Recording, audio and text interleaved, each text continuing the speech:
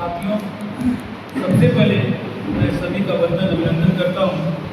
गुरु गोरखनाथ की धरती पर आज मुझे आने का सौभाग्य मिला और अपनी जो हमारे सबसे इसको कहते हैं जो हमारे सितारे हैं, आज उन सितारों को जानने का और उनके साथ कुछ समय बिताने का ये मौका मुझे मिला। मैंने अपने बड़े भाइयों, अपने साथ जुड़े स्नेही प्रिय अनुज सबको सुना। अब मैं थोड़ा सा आपकी ध्यान आकर्षित करना चाहूँगा पूर्वांचल राज्य और आदर्श पत्रकार संघ। चूँकि बातें बहुत हुई हैं, उन बातों पे मैं ना जाकर मुद्दे पे आता हूँ, मुद्दे की बात करता हूँ।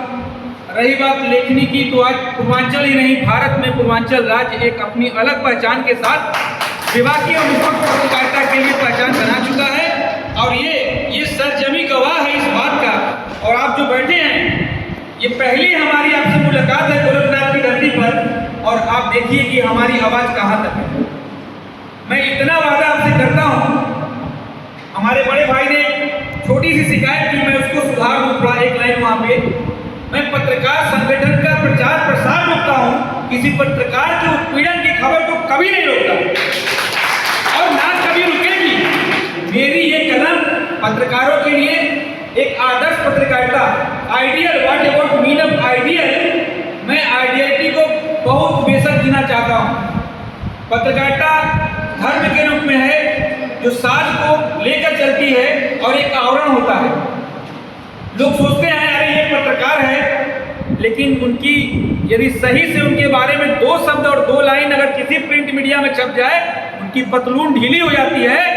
उनकी सामाजिक जो उनका समाज में रुतबा है वो उसी दिन खत्म हो जाता है जिस दिन किसी प्रिंट मीडिया ने उनके खिलाफ 4 लाइन लिख दिया है। क्या बात करते हैं अधिकारी की, क्या बात करते हैं नेताओं की। हमने देखा है उन नेताओं को जो मंच से भागते हैं सिर्फ एक सवाल का जवाब देने को लेकर के। हमने देखा है, हम भी पत्रकारिता में आज 22 साल बिता दिए। दैनिक भास्कर जैसे अखबार में नेशनल कंटेंट एडिटर था। आप सोच लीजिए, थिंक में था, थिंक टैंक में, जहाँ की लोग सोचकर खबर को एक प्रारूप देते। कई अखबारों में रहा, कई चैनलों में रहा, कई नामी गिरामी चैनलों में रहा। लेकिन जब मैंने देखा कि खबर को कैसे प्लांट किया जाता है, हम सोचते कुछ और है, दिखाते कुछ और है, दर्शाते कुछ और है। उस दिशा में होता क्या है कि हमारी पत्रकारिता दिशा विहीन हो जा रही है और जो हमारे नए आगंतुक साथी हैं वो कहीं ना कहीं विचलित है। उनको पता ही नहीं कि हमको लिखना कैसे है, लिखवाना कैसे है, दर्शाना कैसे, दिखाना क्या है। क्योंकि संपादक पहली लाइन देता है कि आपको नकारात्मक लिखना है, आपको सकारात्मक लिखना है। भारत की धरती पे एक ऐसा अखबार है जो किसी भी अपने साथी को ये कहने का मौका नहीं दिया कि आप इस तरह से लिख के दें सकारात्मक या नकारात्मक। हमने कहा सत्य उगलो, सत्य उगलो, जो सही है वो लिखो और वो अगले दिन छपेगा। हमारे जितने भी साथी हैं सब जानते हैं कि खबर को लेकर के हमारे यहाँ कितनी मारामारी है। 8 पेज का अखबार है, 3600 खबरें देश को आ रही हैं। हमारे साथी जानते हैं 6 घंटा लगता है सिर्फ हमको खबरों को छांटने में। 3600 खबरें, 8 पेज का अखबार, 340 से 360 खबरों का अखबार होता है। आप सोचिए हम, हमारी पहचान क्या है, यहाँ जाइए कि हम किस तरीके से बैलेंस बनाते हैं। जब किसी एक पत्रकार साथी की खबर छूट जाती है, सबसे ज्यादा दर्द आपको होता है कि उनका खबर नहीं है। वो जब डेस्क पे आता है तो खबर अखबार का हो चुका होता है और अपने साथी का खबर छूटना उसके आत्मबल और उसके आत्मविश्वास को कमजोर करता है। लेकिन मजबूरियां हमारी भी हैं, साख बचानी है और परिंदे आसमान में पंख लेकर उड़ने को तैयार हैं। बस इतना आपसे कहना चाहूँगा, आप हाथ फैलाकर हमारे बाजुओं को मजबूत कीजिए। भारत की धरती पर यदि पूर्वांचल राज्य प्रथम प्राथमिकता दौड़ और लोगों की नज़र और सम्मान में अपनी पहचान नाम से न जाना गया तो पत्रकारिता का कोई अर्थ नहीं है। जहाँ इतनी भीड़ है, कई 100 अखबार उत्तर प्रदेश से संचालित होते हैं, प्रकाशित होते हैं, लेकिन यदि आप अपना परिचय पूर्वांचल राज्य से देते हैं, निश्चित तौर पर आपका सम्मान बदल जाता है। मैं ये कहना चाहूँगा, क्योंकि मैं लगातार घूमता हूँ और हर जिले में जा रहा हूँ, देख रहा हूँ कि अधिकारियों का रिस्पांस पूर्वांचल राज्य के प्रति क्या है। कहीं कोई भी हमारे अखबार के संवाददाता के छेड़ने की हिम्मत नहीं जुटा पा रहा है। रीजन क्या है? वो जानता है कि अगर आज छेड़ेंगे तो महीनों भुगतना पड़ेगा। हम छेड़ते किसी को नहीं है, लेकिन अगर छेड़ोगे तो छोड़ेंगे भी नहीं, ये सत्य है।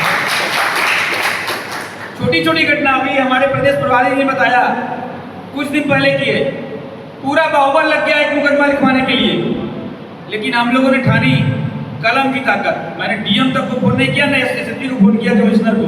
क्यों करेंगे? हम किसी के तलवे चाटने के लिए डेस्क पे नहीं बैठे हैं। माँ सरस्वती के सात्विक वरदान और हम पुत्र जाने जाते हैं।